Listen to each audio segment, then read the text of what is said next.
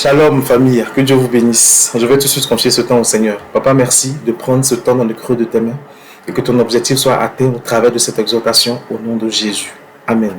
Alors que Dieu vous bénisse. J'espère que il y a 2 semaines, l'exhortation vous a édifié. Comprendre que quand on prie, quand on demande quelque chose au Seigneur, il va toujours nous préparer, nous apprêter avant de nous exaucer. Amen. Aujourd'hui, je vais me fonder sur Deutéronome 22:5 pour parler de quelque chose. La question est de savoir ce que dit la Bible à propos des femmes qui portent des vêtements d'hommes et ce que dit la Bible à propos des hommes qui portent des vêtements de femmes. Deutéronome 22, le verset 5 nous dit ceci. Moïse dit, une femme ne doit pas porter des vêtements d'hommes. Un homme ne doit pas porter des vêtements de femmes. Ceux qui font cela, le Seigneur, notre Dieu, les a en horreur. Dans une autre version, on dit ceci. Que l'équipement d'un homme fort ne soit pas sur une femme et qu'un homme fort ne s'habille pas avec un vêtement de femme. Car quiconque fait ces choses est en abomination à Yahweh, ton Elohim. Amen. Il faut comprendre ici que le mot vêtement vient de l'hébreu K-E-I-Y, qui veut dire article ou objet ou instrument, etc., etc. Je donne cette définition pour qu'on comprenne ici que quand Moïse parle ici d'habits, on ne parle pas seulement de vêtements. On ne parle pas seulement de ce qu'on peut porter comme tissu sur nous, mais on parle de tout ce qu'un homme pourrait mettre comme accessoire, comme habit, comme instrument d'une femme, et qui ferait qu'on identifierait cet homme comme étant une femme. Et pareil pour la femme. Tout ce qu'elle pourrait mettre comme habit, comme accessoire, comme instrument, et qui ferait qu'on l'identifierait comme un homme alors que c'est une femme. C'est exactement de ça dont il s'agit ici. Ici, dans ce contexte précis, le verbe porter veut dire, comment je vais dire ça, mettre quelque chose, porter quelque chose ou s'attribuer quelque chose qui va nous faire devenir comme une femme ou devenir comme un homme. C'est-à-dire devenir, être identifié comme une femme, être identifié comme un homme. C'est-à-dire que ce que nous allons porter, ce que nous allons mettre sur nous, va faire que les autres vont penser qu'on est une femme ou les autres vont penser qu'on est un homme alors que nous sommes hommes, alors que nous sommes femmes. Je recommence. Dans le contexte ici, quand Moïse parle de porter des vêtements d'hommes ou porter des vêtements de femmes, il est en train de dire que toutes les fois où tu vas mettre un accessoire, où tu vas porter quelque chose, où tu vas mettre un habit, où tu vas mettre un instrument qui va faire que les autres vont t'identifier comme une femme alors que tu es un homme, ça te met en horreur. Tu seras en horreur à l'Éternel. Des fois où tu vas mettre des vêtements, des choses qui vont faire qu'on va t'identifier comme un homme, alors que tu es une femme, tu seras en horreur à l'Éternel. Ce qui revient à dire que ce verset parle essentiellement du travestisme. Ce verset parle essentiellement des travestis.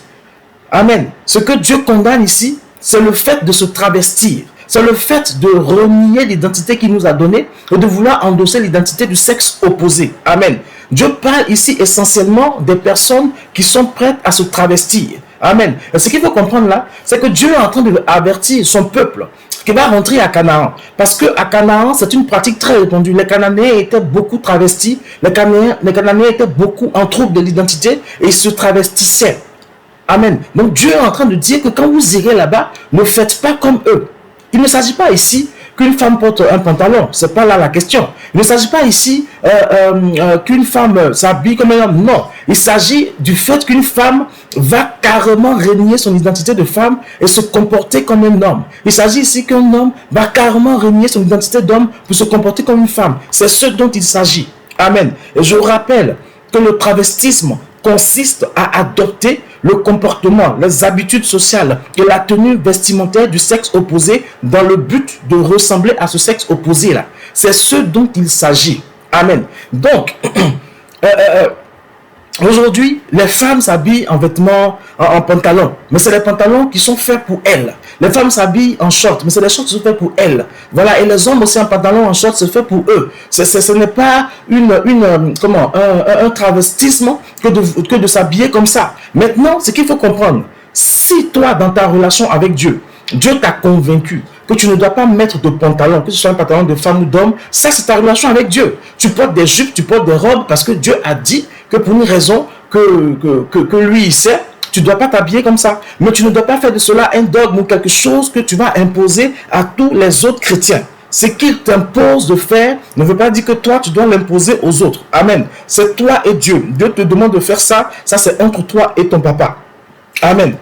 Et il faut quand même qu'on comprenne, en chrétien, qu'au fur et à mesure qu'on grandit avec Jésus, au fur et à mesure qu'on croit avec Dieu, il y a des habitudes que Dieu va nous donner d'abandonner. Il y a des habitudes que Dieu va nous donner de laisser tomber. Parce que Dieu nous connaît.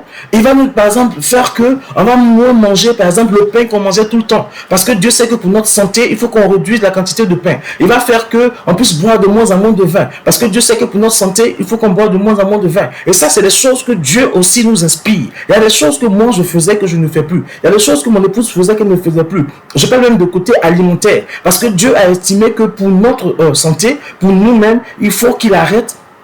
Il faut qu'il nous permette d'arrêter de faire ces choses-là. Et c'est pareil aussi pour le côté vestimentaire. Il y a des choses que Dieu va te permettre de porter parce que, voilà, c'est pas grave. Mais il y a des choses qu'il va t'interdire de porter parce que lui, Dieu estime que tu ne dois pas les porter pour le moment ou tu les as trop portés, tu ne le fais pas. Et lui seul, il sait pourquoi. Mais ce n'est pas la peine d'en faire un dogme. Ce n'est pas la peine d'en imposer l'usage aux autres. Amen. Donc, ce que je suis venu vous dire aujourd'hui au travers de cette exhortation, c'est que Deutéronome 22, 5, ça se met dans un contexte précis où le peuple juif va sur un territoire où le travestisme est de mise, où les gens ont une facilité à se travestir, une facilité à changer comme ça d'identité sur le plan vestimentaire, instrumental et autres. Donc Dieu est en train de leur dire, ne faites pas comme eux. Si tu es un homme, tu vas là-bas, comporte-toi comme un homme. Si tu es une femme, tu vas là-bas, comporte-toi comme une femme. Donc les vêtements d'homme dont il s'agit ici, c'est le fait de s'identifier par son comportement, par ses habillements, par ses accoutrements, à un homme alors qu'on a une femme ou à une femme alors qu'on a un homme. C'est simplement le fait de se travestir. Maintenant, je vais finir en rappelant que à cette époque-là, quand ils vont arriver à Canaan, pendant l'hiver, ça pouvait être parfois rude dans certaines régions. Donc les femmes qui partaient dans les champs, elles avaient sous leur robe, sous leur djellaba, elles avaient une sorte de pantalon qui a été cousu exprès pour aller dans les champs pendant les temps où il fait frais. Donc, pour vous dire que les femmes juives à cette époque-là étaient obligées de se couvrir les pieds avec des pantalons, mais des pantalons taillés pour elles, pour aller dans les champs quand il faisait frais. Et puis elles mettaient par-dessus leur djellaba.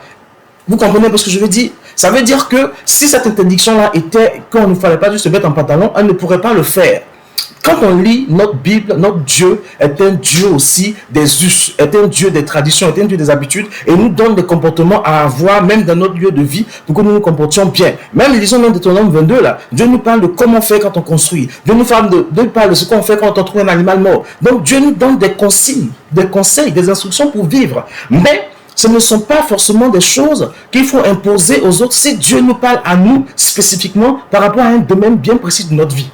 Amen. Donc mon exhortation du jour, c'était vraiment pour nous exhorter à arrêter de tirer à balles réelles sur des femmes qui s'habillent en pantalon. Je ne vais même pas dire en tenue d'homme. C'est des pantalons faits pour les femmes. Si elles s'habillent en pantalon, si elles ont leur conviction que Dieu ne leur reproche rien, laissons-les s'habiller un peu comme ça. Amen. Si toi, Dieu t'a convaincu aujourd'hui de ne plus mettre de tissage et de perruque sur ta tête, Dieu t'a convaincu. Amen. Laisse Dieu convaincre aussi l'autre sœur de ne plus mettre ces choses-là sur sa tête. Au moment venu, l'Esprit va la convaincre et puis elle va arrêter de les mettre. Mais ne les jugez pas, ne les condamnez pas. Amen. Et les versets de Dieu là, de la Bible, quand on veut les interpréter, on les interprète avec l'Esprit de Dieu et qui nous explique le contexte. Ne sortons pas les versets de leur contexte, mettons-les dans leur contexte et laissons l'Esprit nous expliquer le contexte afin que quand nous exercions sur ces versets-là, ce soit un peu plus juste dans leur manière, de la manière de les appliquer.